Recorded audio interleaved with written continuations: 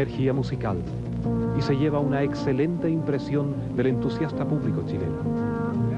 A los jazzistas nacionales les deja este mensaje.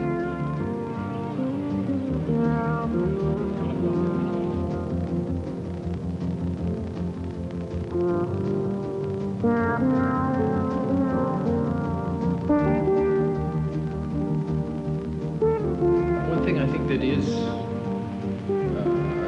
great quality about jazz is that it seems to encourage people to bring the things that are unique to their own background to the music.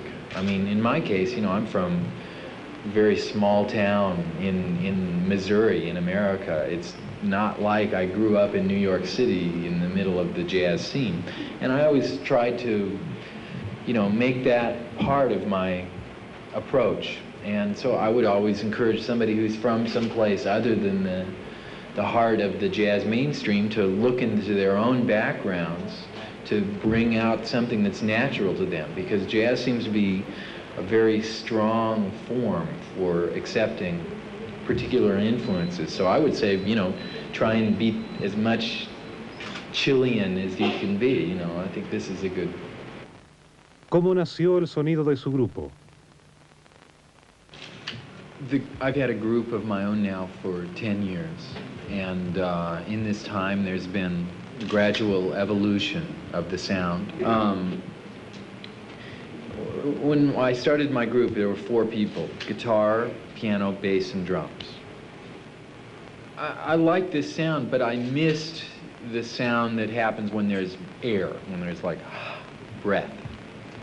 The first alternative that I have as a possibility is to have a saxophone player, trumpet player, or trombone player.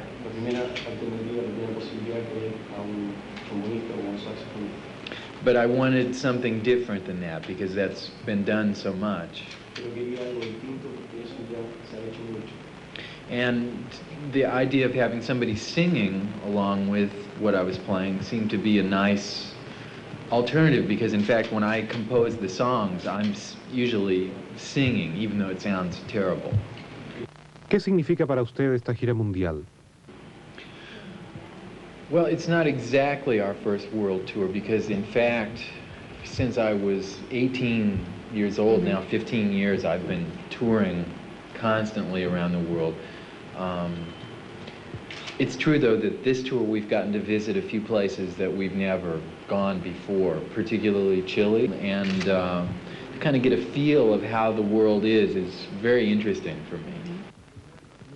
¿Con qué tipo de público se encuentra en esta gira? Each country has kind of a different temperament, you know, obviously, and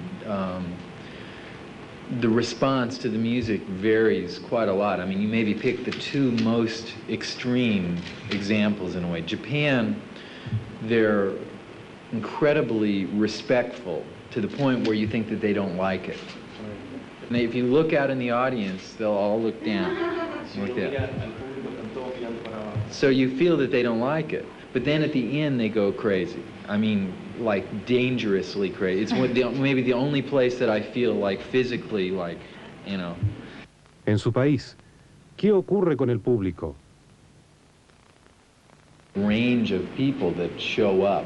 I mean, it's certainly not just a jazz crowd by any means. I mean, you know, I look out there and I see, you know, a 50-year-old jazz fan and his wife, you know, in a suit and tie next to them, you know, some punk rockers that know us from David Bowie, and, you know, some guys that are college students. In America, it's totally, we're one of the most, our fans are one of the most racially mixed crowds in terms of white and black.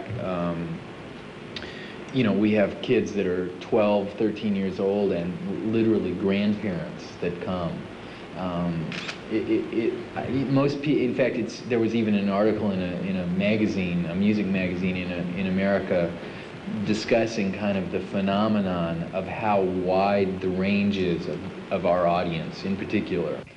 It's just wild. ¿Usted programa su espectáculo de acuerdo al país que visita? When I walk into the concert hall at night, I can feel what the vibe is, and it doesn't matter if it's, you know, in Poland or Europe or America or Japan, you get a sense of the kind of the feel of the crowd, the personality of the audience, and it really doesn't have to do with a nationality. And that I adjust to. But in terms of the music that we play, I think as soon as you say, oh, okay, well, this crowd is like that, so we're going to play this music because maybe they're going to like that. You can't do that. You have to play your own music for yourself and try to play as good as you can and hope that people will like it and then try and give it to them. ¿Hay influencia latina en su música? Sure. You know, obviously Brazilian music is a big influence on my playing and has been really ever since I started making records. I mean, some of the first songs that I ever learned when I started to play the guitar were all those famous Jobim songs, you know, all those standard Brazilian songs. Since we've started to have South American guys in the band too, that's made it much more obvious. ¿Cuál de sus obras le satisface más? Which is the project that you've worked on that you like most? That's a hard one. Usually on each album I like one or two songs. And there, you know, I don't really have a favorite album. You know, there's some albums, for instance, I did a record last year with Ornette Coleman that for what it was, I thought it was very good. It was focused, you know, it was at a particular thing.